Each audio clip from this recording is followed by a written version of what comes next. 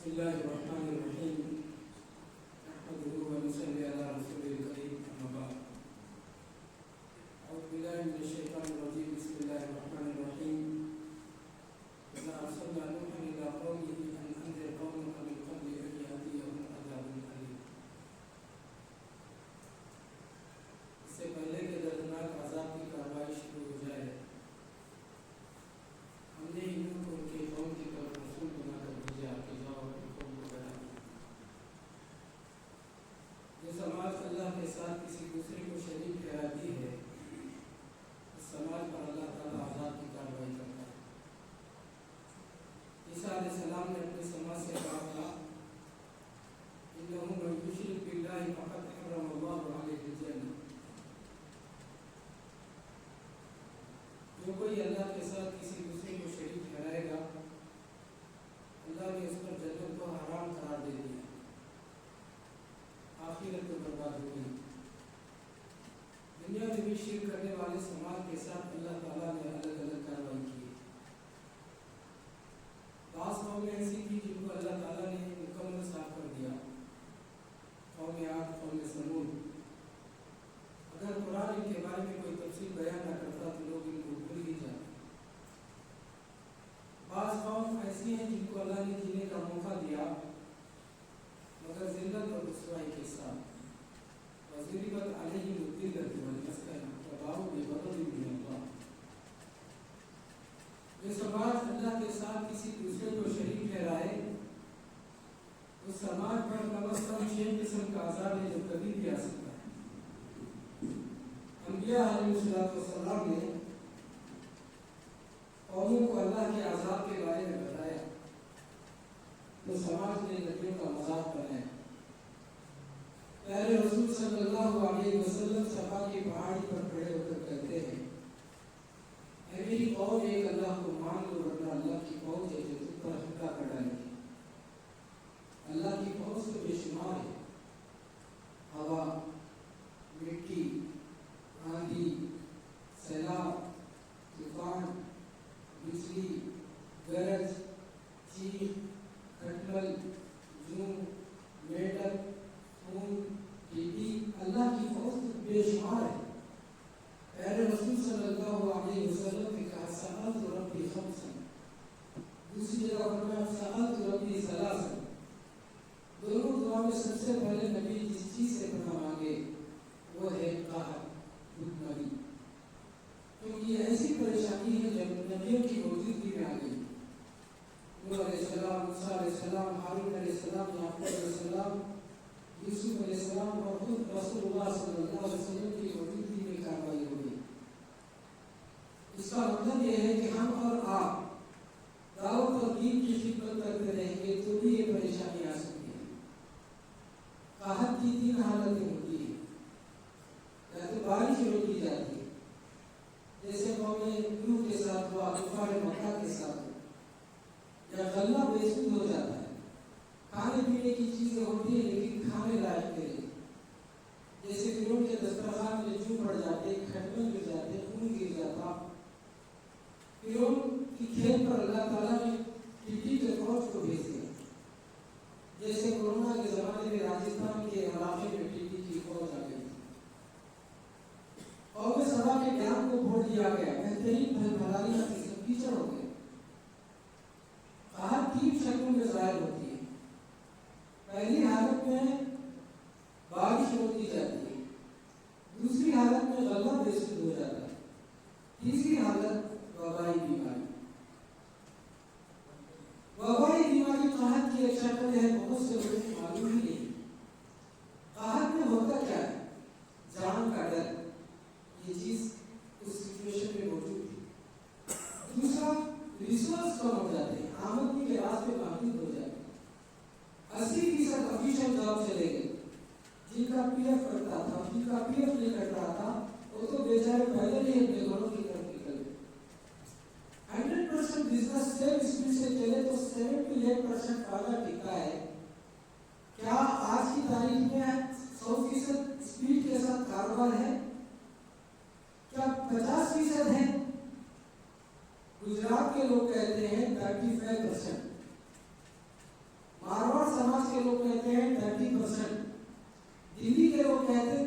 35% business.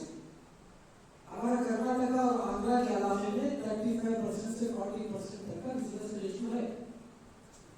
Government जिन चीजों से चलती है उन चीजों को, उन एसेट्स को दांव पे लगा दिया गया।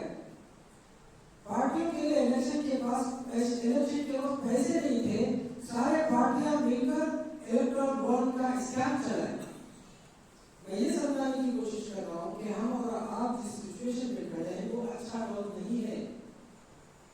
कहा उसकी कुछ वजूहात भी है। सबसे बड़ी वजह कहा की जो है वो है शिर्क।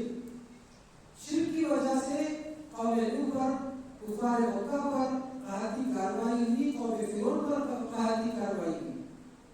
यहाँ तक कि जब दज्जाल ज़ाहिर हुआ उस वक्त भी कहाती कार्रवाई हुई। अरे गैर मुस्लिम शिर्क करा तो हमारा क्या बिगड़ने वाला है, ऐसा हम सोचते हैं। जिस कश्ती में हम सवार हैं उस कश्ती का एक सुराख है। जब वो लोग शिर्क करेंगे हम महफूज नहीं रहने वाले, हम भी पीटने वाले। दूसरी बड़ी वजह ज़कात में चोरी।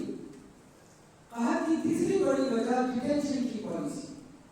अपने ही समाज के लोगों को समाज से जब बेदखल करने का सिस्टम डेवलप किया जाता है तो कहा की कार्रवाई होती है। जब फिरौनियों ने बनी इसराइल को सेकंड सिटीजनशिप की पॉलिसी पे ढकेल दिया तो फिरौनियों पर कहा की कार्रवाई हुई। जब यूसुफ अलैहिस्सलाम को बगैर गुनाह के जेल में रखा गया मिस्र वालों पर कहा की कार्रवाई हुई। जब शाह अबी तालिब ने असहाब रसूलुल्लाह सल्लल्लाहु अलैहि वसल्लम को समाज से बेदखल करने का सिस्टम डेवलप किया गया तो कहा की कार्रवाई हुई। जब अपने ही समाज के लोगों को समाज से बेदखल करने का सिस्टम डेवलप किया जाता है तो कहा की कार्रवाई होती है। पूरी दुनिया में किस शक्ल में डिटेंशन की पॉलिसी चल रही थी हमें तो नहीं मालूम। भारत का एनआरसी, बर्मा का रोहिंग्या मुसलमानों को समाज से बेदखल करने का निजाम, सीरिया के अंदर कुर्दों को खुदेड़ा गया। पड़ोस मुल्क चीन ने उसके दोस्त के साथ मिलकर और अरबी नस्ल मुसलमानों के लिए डिटेंशन की पॉलिसी चलाई। चलो अल्लाह ताला ने अरबों को थोड़ी सी अकल दी, वरना उन्होंने भी जो है कोरोना से पहले कातर के साथ क्या पॉलिसी चला रखी थी। जब अपने ही समाज के लोगों को समाज से बेदखल करने का सिस्टम डेवलप किया जाता है तो कहत की कार्रवाई होती है और कहत आजाब नहीं है। कहत अगर आजाब होता तो नबियों की मौजूदगी में आता, नहीं आता। और अगर ये कहत आजाब होता तो नबी ये दुआ ना करते, अल्लाहुम्मा अईनी अलैहिम बिसब्इन कसब्इ यूसुफ। अल्लाह जैसे तूने 7 साल की कहत से यूसुफ की मदद की, मेरी भी मदद कर दे। तो कहत ईमान वालों के लिए राहत का पैगाम लाता है। कहत के बाद बनी इस्राइल को अल्लाह ताला ने फिरौन से निजात दिलाई। शहद के बाद कहत के बाद असहाब रसूल सल्लल्लाहु अलैहि वसल्लम और रसूलुल्लाह सल्लल्लाहु अलैहि वसल्लम के लिए मदीने का रास्ता खुल गया। और कहत के बाद यूसुफ अलैहिस्सलाम मिस्र के बादशाह बन गए। कहत दरअसल ईमान वालों के लिए राहत का पैगाम लाता है। इसको समझने की एक मिसाल देता हूँ। 1 अप्रैल 2020 को कोरोना आने से पहले एनआरसी लागू होने वाला था। क्या हालत थी हमारी। मुस्लिम औरतें मुसलमान लीडरों पर भरोसा नहीं किए। कोई जमात मुस्लिम औरतों की जिम्मेदारी नहीं लिया, शाही बाग में जाकर बैठ गए। और देश भर में आरएसएस के लोग मुस्लिम औरतों को समझाते थे कि तुम आओ हम आपको साथ देंगे। एक भोली औरतें आरएसएस की औरतों से मुतासिर होकर रोडों पर आकर बैठ गई और क्या नारा लगाया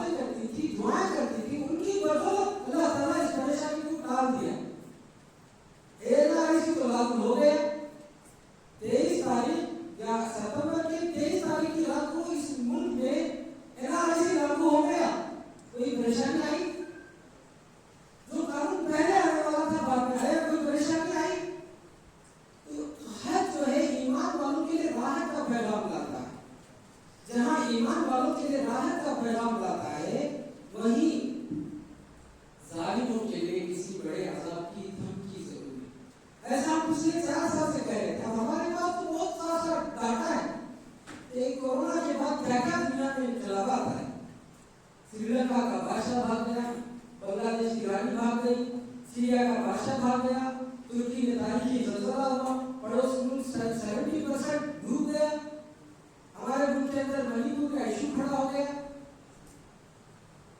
قحط اس بات کی طرف اشارہ تھا کہ آگے بہت سخت دن آنے والے ہیں. قحط کے بعد قوم نوح کو ڈبو دیا گیا, قحط کے بعد قوم فرعون کو ڈبو دیا گیا.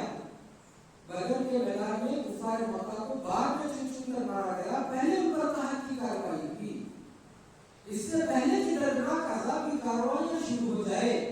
ہم اور آپ علماء کرام کی ذمہ داری ہے کہ اس قوم کو بچایا جائے. کسی قوم میں ہلاکت آنی ہوتی ہے تو اس کے اندر 3 علامتیں ظاہر ہوتی ہیں. وَإِذَا أَرَدْنَا أَن نُهْلِكَ قَرْيَةً أَمَرْنَا مُتْرَفِيهَا فَفَسَقُوا فِيهَا فَحَقَّ عَلَيْهِمُ الْقَوْلُ فَدَمَّرْنَاهَا تَدْمِيرًا. بڑوں میں بگاڑ پیدا ہوتا ہے, سماج بگڑتا ہے, پورے بگڑے ہوئے سماج پر عذاب کا آنا حق ہو جاتا ہے. ہمارا اگر موبائل ٹوٹ جائے, آپ سائبر کرائم میں جا کر اپلیکیشن دیں گے, FIR کریں گے, 24 گھنٹے میں آپ کو بتاتا ہے کہ آپ کا موبائل کہاں سوئچ آف ہوا. ابھی رائچور کے عبد اللطیف صاحب کے فرزند ان کا حادثہ ہوا, سائبر کرائم میں جا کر اپلیکیشن دیں, 24 گھنٹے میں بتایا کہ ان کا بچہ کہاں ہے. ہمارا سائبر کرائم اتنا فاسٹ ہے, کیا ان کو نہیں معلوم کہ ہم اس موبائل میں فری آف کاسٹ ایجوکیشن کے نام پر بچوں کے لیے گندی فلمیں ملتی ہیں, پورنوگرافی کے اپلیکیشنز ملتے ہیں, کیا ان کو نہیں معلوم.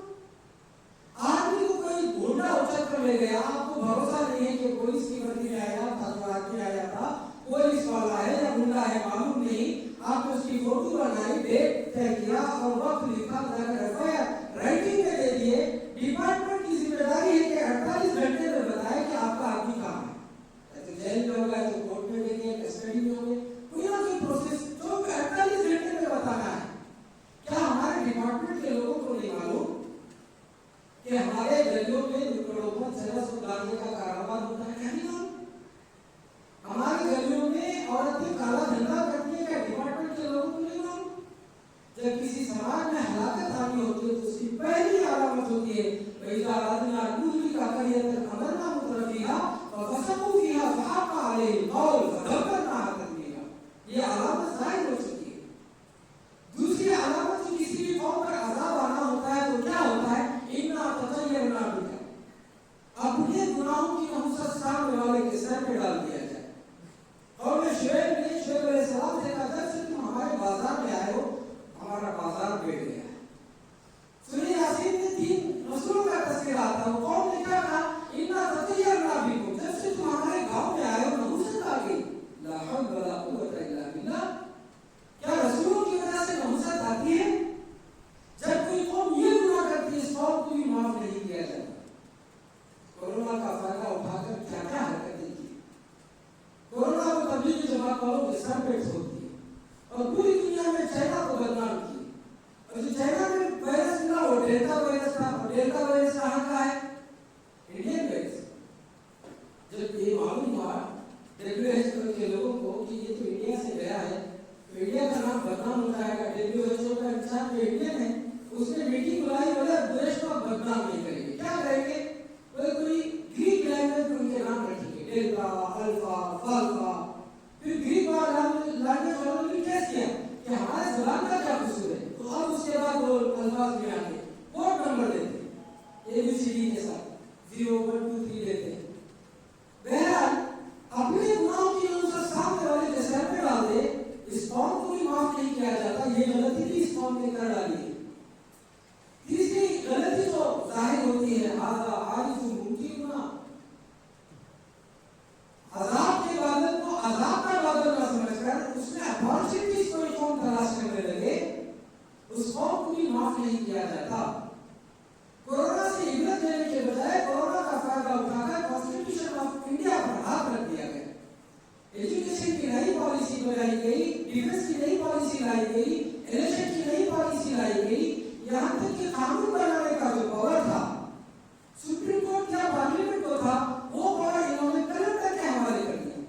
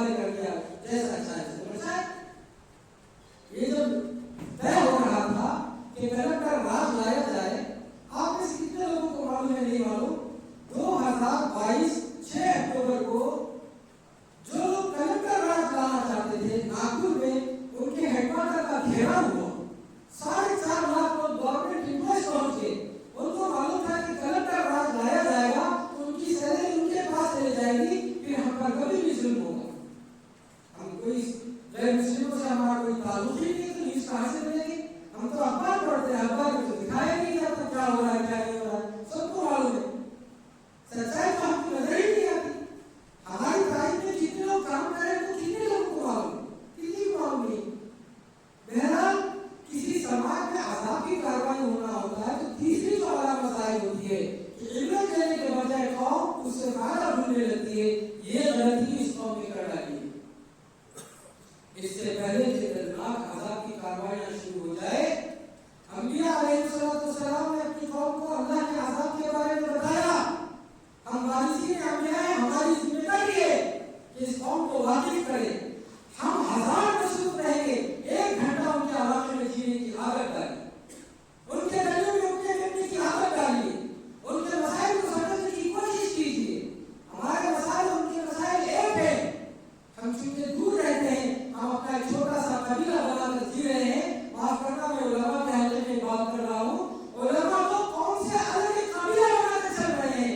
कौन में क्या चीज चल रही, क्या कर रही, किसी को कुछ मालूम ही नहीं। हम अपना अलग कबीला टोली बनाकर जिंदगी गुजार रहे हैं। मुसलमानों के मसाइल से हमें कोई दिलचस्पी नहीं, सब बिजी है। अल्लाह ताला से और काबिल बिजी है, कोई बात नहीं। कभी कौम के साथ जीने की आदत डालिए, उनके साथ बैठने की आदत डालिए। आप बात मत कीजिए, उनके साथ रहने की आदत डालिए। दीन आपको सिखाएगा कि उनको क्या बोलना है, इस्लाम आपको सिखाएगा कि उनको क्या बोलना है। आपने जो इल्म हासिल किया, वो इल्म आपको मजबूर करेगा कि उनको क्या बोलना है। आप वादा कीजिए हमारे सामने कि आपके फारिग वक्त में से 1 घंटा हम गैर मुस्लिमों के गलियों में गुजारेंगे। आप जब तक उनके गलियों में नहीं जाएंगे, उनके मसाइल नहीं समझेंगे, आप उनको दीन कैसे बताएंगे। एक हमारे पास एक आदमी आया था, नौजवान था। किसी ने कहा कि मौलवी साहब हैं, आपका मसला हल करके देंगे। वो आया, हमसे मिला और कहा कि मैं मुसलमान होना चाहता हूँ। तो हम हमारे गाइड थे, उनके हवाले करके सफर में जाने वाले थे, लेकर निकल। 10-15 दिन के बाद भी आए तो उसको कोई कलमा पढ़ाने वाला नहीं है। वो जो दाई थे, मैंने उनको बोला तुम दाई हो इसलिए तुम्हारे हवाले किया था, तुम उसको दावत क्यों नहीं दिए। बोला नहीं मौलाना, उसको हम क्या दावत देंगे। जब भी मैं उसको लेकर दीन की बात करता हूँ, वो दीवार देता है। वो संजीदा ही नहीं दीन के बारे में बात करेंगे, बात करने के लिए देता हूँ, दीवार देता हूँ, ऊपर देता है, जवाब ही नहीं। क्या करूँ इससे। बोले मौलवी साहब आप कलमा पढ़ाना तो पढ़ा लो, हम नहीं पढ़ाएंगे। चलो कोई बात नहीं। हम ऐसा मसला ये था कि किसी मुस्लिम लड़की के चक्कर में फंसा हुआ, लड़की के साथ भागने के लिए तैयार है। फिर उसको मस्जिद बुलाए, बिठाकर बोले देखो हमारी पीठ हमको नजर नहीं आती, तुम क्यों इस्लाम में आना चाहे हमें तो नहीं मालूम।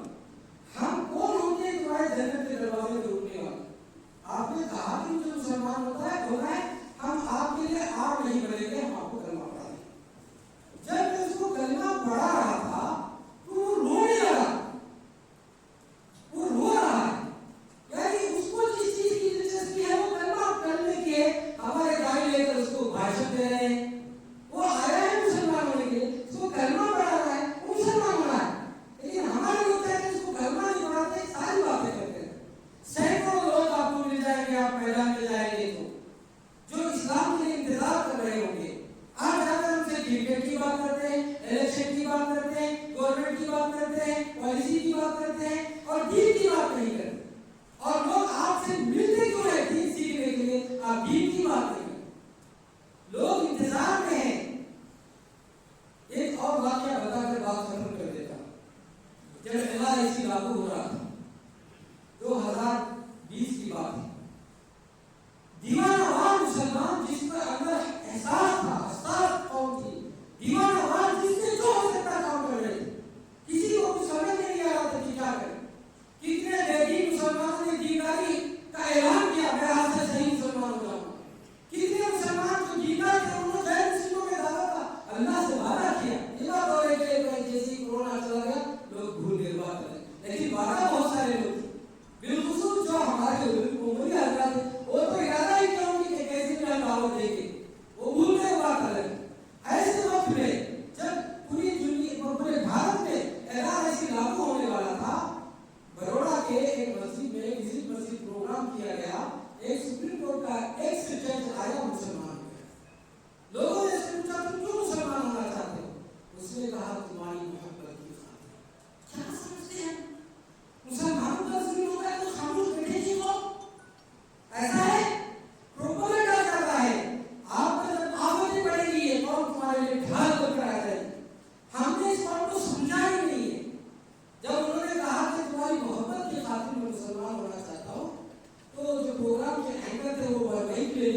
اور انہوں نے کہا کہ اللہ کے لیے مسلمان ہونا ہے، جنت کے لیے ہونا ہے، مسلمانوں کی خاطر نہیں ہونا ہے۔ اس کو غصہ آیا، سپریم کورٹ کا ایک جج واپس نہیں لے لیا اور کہا ہماری قوم کو ایک بھوک لگی ہے اور وہ ہے محبت کی بھوک۔ تمہارے قرآن اور تمہارے نبی نے تمہیں جس طریقے سے ڈیزائن کیا ہے اس سے ہماری قوم کے بھوک کو مٹایا جا سکتا ہے۔ پہلے ہماری قوم کی بھوک کو مٹائیے، پھر ہم آپ کے اللہ، آپ کے رسول، آپ کی جنت، آپ کے قرآن کا چیز کو قبول کریں۔ کیا سسٹم ہے جو بھوک کو مٹایا جا سکتا ہے؟ پیارے رسول صلی اللہ علیہ وسلم جب مدینے میں آئے تو مدینے میں کام کی پالیسی بتائی۔ پالیسی میں سب سے پہلے رسول اللہ صلی اللہ علیہ وسلم نے پالیسی بتائی، فرمایا افشوا السلام واطعموا الطعام وصلوا الارحام وصلوا باللیل والناس نیام۔ سلامتی کو عام کرو، بھوکوں کو کھانا کھلاؤ۔ ہم کھانا کھلاتے ہیں، کس طریقے سے کھلاتے ہیں؟ 5 روپے کے لیے بھکاری بنا کے 5 روپے کے آرڈر میں کھانا کھلا کر آ گئے۔ کیا رسول اللہ صلی اللہ علیہ وسلم کے زمانے میں ہوٹل کا کلچر تھا؟ واطعموا الطعام کا مطلب ہے مہمان نوازی کرو۔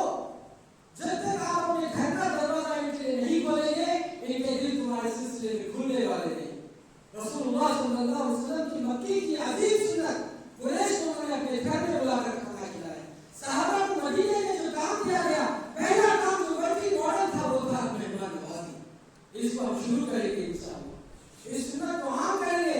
ہر مسلمان کو سمجھائیں گے کہ اپنے گھر پر بلا کر کھانا کھلاؤ۔ جب وہ کھانا کھلائیں گے تو ان کے گھر میں جو مسائل آئیں گے وسیلہ الارحام کاؤنسلنگ کریں گے، ہم علماء اس کی عیادت کریں گے اور آخر میں اللہ سے دعا بھی کریں گے کہ اللہ اس قوم کو ہدایت دے۔ وآخر دعوانا